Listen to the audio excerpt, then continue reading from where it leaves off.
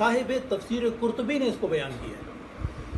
وہ بیان کرتے ہیں کہ اللہ تعالیٰ نے لما رأى اللہ سبحانہ وتعالی رحمتہ و شفقتہ لأمتہ فقال یا محمد، کہ جب اللہ تعالیٰ نے اپنے نبی کی شفقت کو دیکھا، ان کی رحمت کو دیکھا، اس کی مودت کو دیکھا، کس کے ساتھ؟ امت کے ساتھ.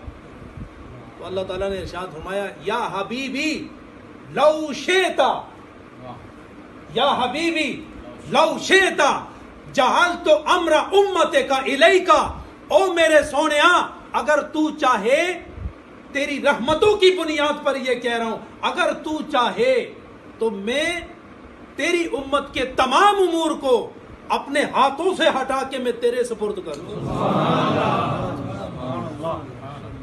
میں لو شئتا جعلت امر امتک الیک، تو جانے تو تیری امت جانے، میں ان سے بھی راضی رہوں گا، تجھ سے بھی راضی رہوں گا. لیکن قربان جائیں رحمت مصطفی پر، عرض کرنے لگے لا بل